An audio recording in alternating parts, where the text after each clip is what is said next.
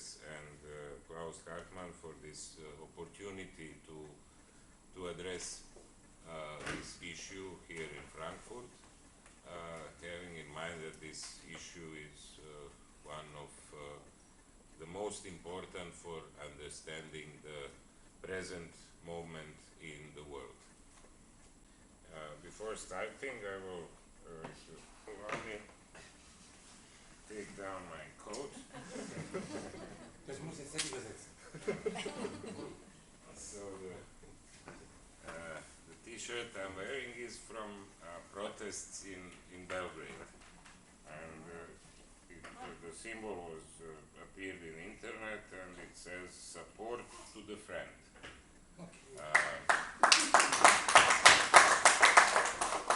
It means that for specific historical reasons, not only, or maybe not even in the first place because we passed a similar experience, but due to some special historical ties with Libya, I can say that vast majority of people in Serbia understand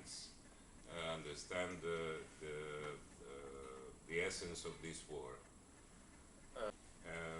I will try to make my speech short so that we can make a discussion after that, and I will structure it into 5 shorter points.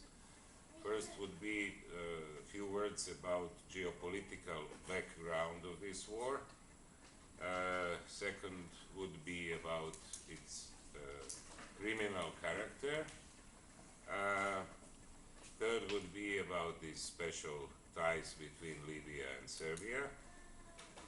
Fourth would be some words about the war itself. And fifth, some concluding remarks. So we can put first the question, what is behind this 19th century type colonial war? In let's say Libyan state propaganda, it is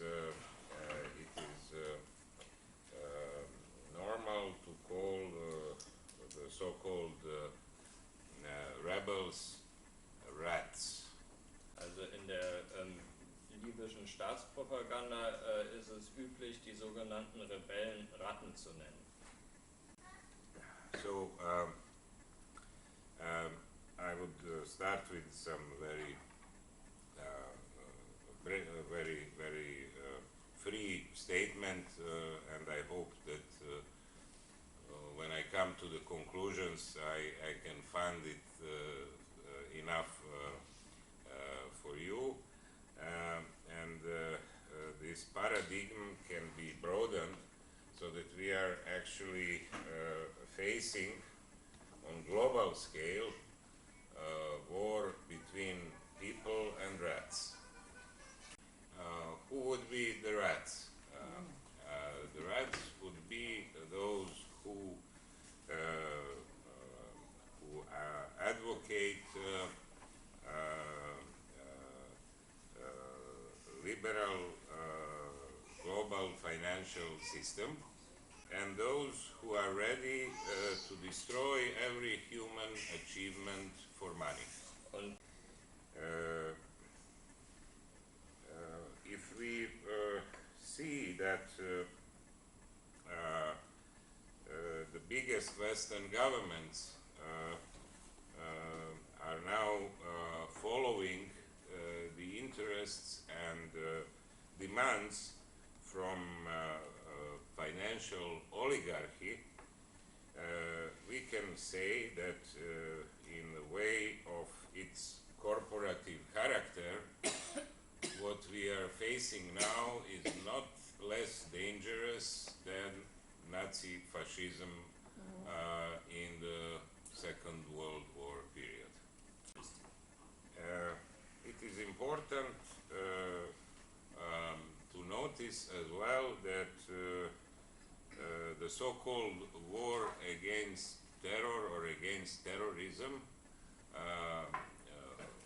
global war against terrorism, lasted exactly 10 years, at least in the form which was shaped originally.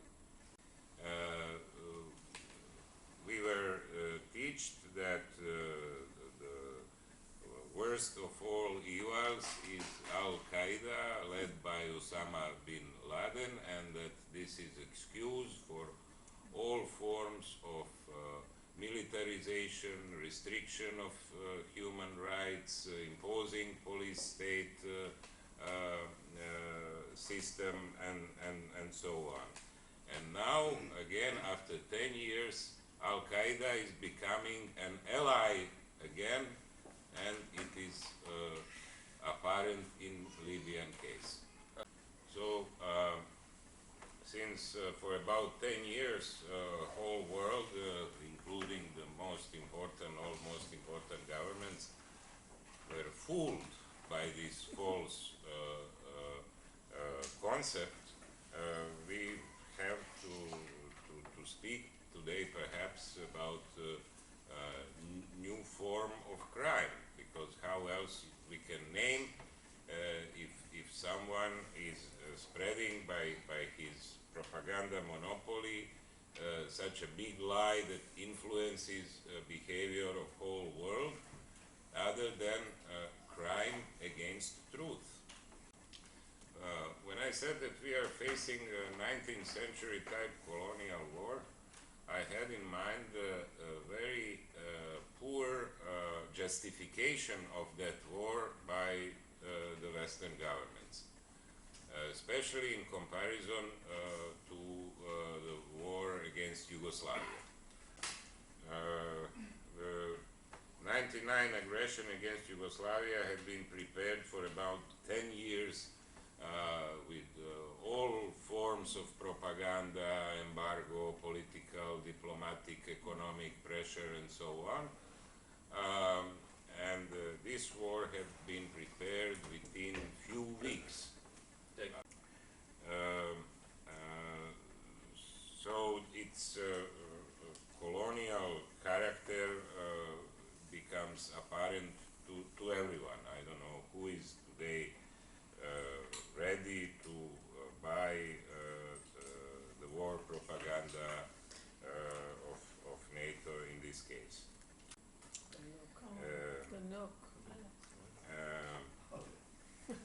When we are talking about the geopolitical background, I would like to emphasize two more points. One is the history of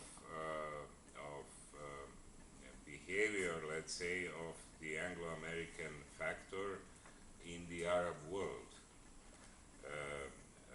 I was a little surprised in early 90s when I visited some of Arab countries, and when I have seen that they are often talking about Anglo-Americans as about evil, and they are very rarely speaking about Nazi Germany in the Second World War and so on.